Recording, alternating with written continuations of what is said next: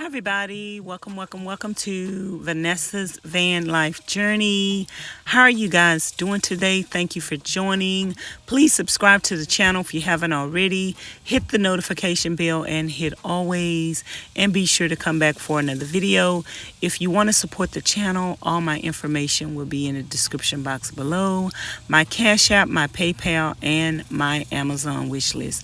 So you guys, I am here to do an updated story of why I wanted to do van life. I have several videos on my channel letting you guys know why I wanted to do van life initially, what made me want to do van life, and I just wanted to give an updated version of that because it does change over time from initially why you wanted to do van life. And sometimes there are some other factors that may have taken place to make you want to do van life. And at the time, I did not include those into my story and my journey. So if you guys don't know, I have been homeless before, and I lived in a building with no lights, no gas, no water, no plumbing for a very long time, for several years. I was going through a depression. I was coming over a rough spot in my life where I had tried to actually take my life, and I backed away from all of my family members, all of my friends. I just stopped contacting people, stopped going around them, didn't get in any arguments or disputes with people. I was actually fighting for my life. And when I reflected on my life, there were several things that I had been through in my life with my family, in reference to domestic violence, in reference to abandonment, in reference to being blinded in my eye at the age of 12 by my mother, in reference to being sexually assaulted, in reference to being in a domestic violence situation as a teenager, getting married young. And just, I went through so much, you guys. And I am the oldest of 6 children, so I really never knew what it was like to have fun, to be alone, or to even pursue my own hopes and dreams, because everything I had did in my life was always for other people. I was that older child that all the responsibility of my mother fell on, from taking care of my sisters and brothers, changing diapers, feeding them, combing their hair, looking out for them, and all of that. A lot more responsibility. So I didn't get to grow up to be a child. I was like a little lady. And so I got married when I was 16. My husband had sickle cell anemia. He was sickly. So I went from a role of a mother to my sisters and brothers to the role of a caregiver to a man that was much older than me. And then once we got married, I got pregnant right away and had a child. And it was domestic violence, from guns and knives, and being beat every day, being threatened, being intimidated. And I wasn't going to take that off of my husband because I seen my mother taking it off of my father, and I had conditioned in my mind at a young age that I wasn't going to allow a man to treat me like that. So I left my husband at 18, moved back to Houston, and got a job, got several jobs, and still I had that instinctive spirit to take care of my sisters and brothers. We never had new clothes growing up, new clothes for school. So I would lay away clothes for my sisters and brothers, and would take my whole paycheck and lay away clothes for them. And so I'm saying all that to say, I always cared and nurtured other people. No one ever poured back into my life. No one ever taught me anything. No one ever nourished me and loved me and taught me that I was even worthy of love.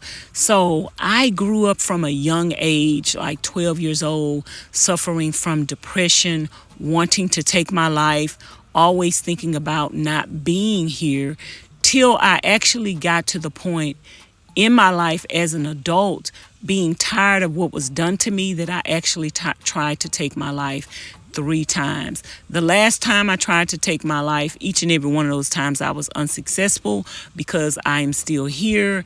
And I wasn't that type of person to cry wolf and say I'm going to kill myself.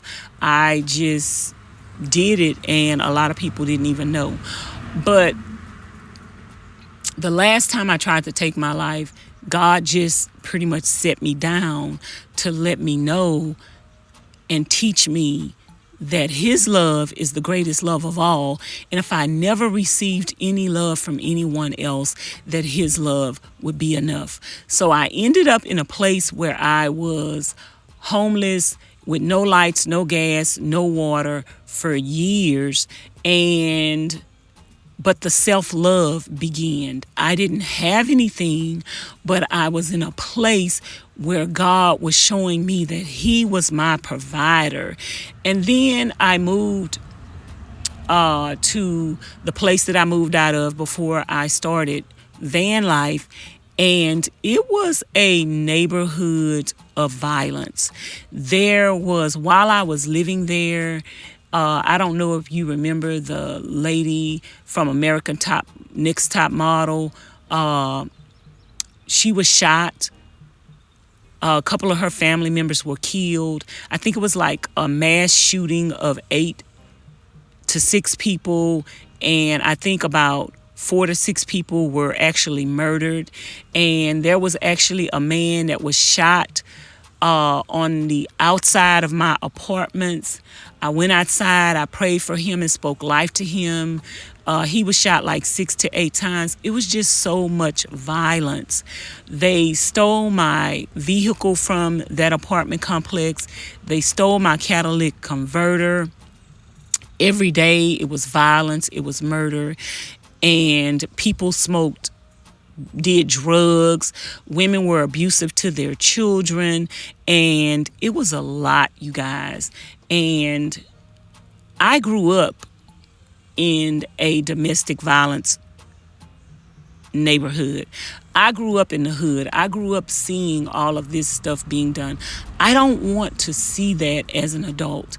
I want to see something different than my environment. And so I prayed and asked God to bless me with a van so I could do van life, so I could be in control. When you're living in an apartment complex, you're not in control of your neighbors. You're not in control of drugs coming through the vent. They're smoking drugs. You're not in control of the air you breathe when you walk outside and everybody is doing drugs. You're not in control of the violence that you see around you or even your surroundings. So I want to be in control of my life. I want to be free to see what it is I want to see, experience what it is I want to experience, even if it's parked in front of a park and I don't see anything else but trees. At least I'm not surrounded by violence. At least I'm not surrounded by people killing each other. At least I'm not surrounded by women neglecting their children. At least I'm not surrounded by drugs and prostitution. At least I'm not surrounded by black on black crime.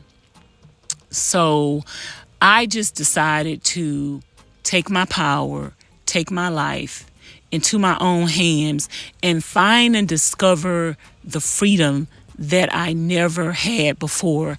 Now I don't have to worry about anybody but myself. Now I don't have to worry about my sisters and brothers.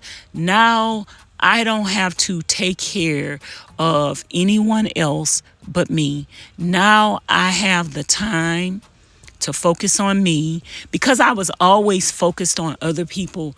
I didn't even know who I was as a person. I didn't even know what it is I wanted to be, even though I had hopes and dreams. A lot of things that happened to me in my childhood disallowed me to pursue my hopes and dreams. For instance, I wanted to join the military. I wanted to join the Army because of my eye. They would not let me join the service because I am actually blind in my left eye. So they wouldn't let me join. And that was something that was robbed from me, stolen from me. Just not being a child that grew up with wanting to take my life at a young age, that was also stolen from me. Being beat by my uncles and mistreated by my uncles, and having guns pointed at me and knives thrown at me, and being abused by my aunts and being abused by my mother and my father and my grandmothers at a young age, it set the stage for depression. I'm on a road, and going through all that in my life, you guys, I am amazed that I could say at the age of 54, I have never tried any type of drugs in my life. I suffer from depression, but I deal with it on my own. I have never been under the medical care of a doctor. I do not take any medications, and it has been through the grace of God that He has healed me, and He is continuing to heal me daily.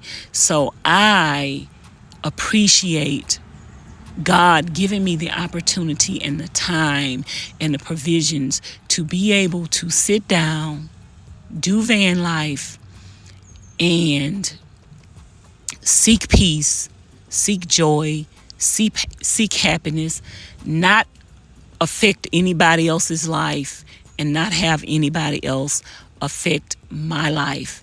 Van life for me is a blessing because it is the key to healing for me.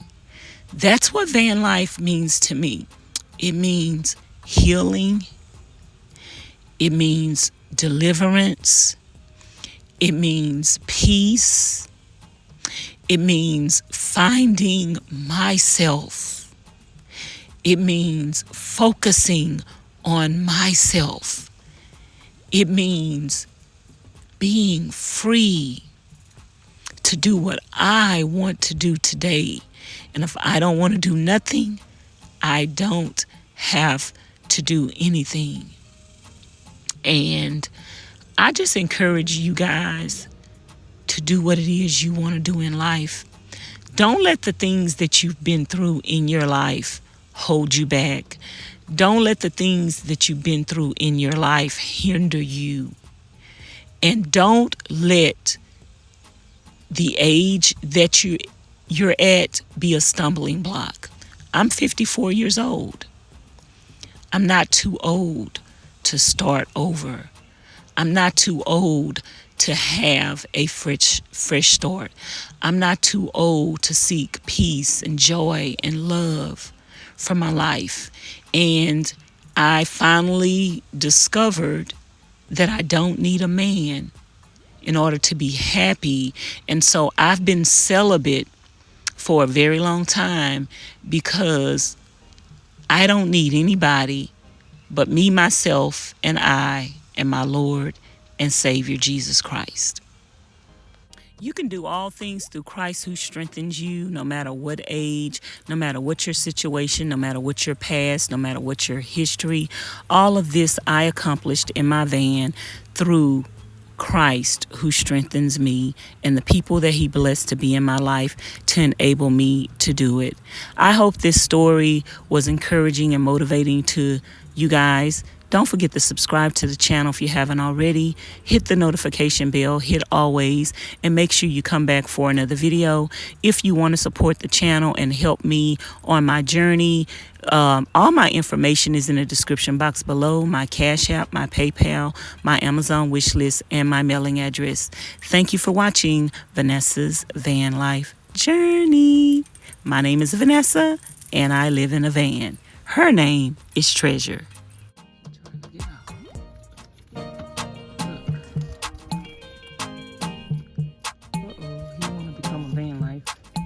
Bird. Anybody do van life to have a bird? This dog is just running up to me. What does she want? What do you want? Stop!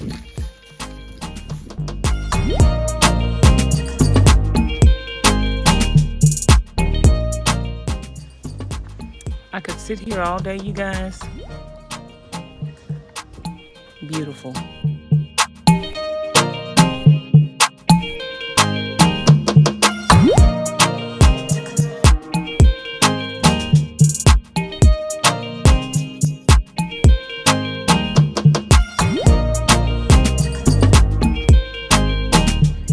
Say hey.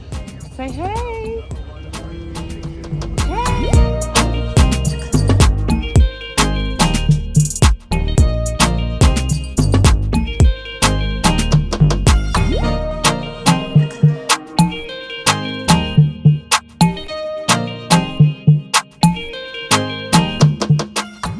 What you doing, Vanessa?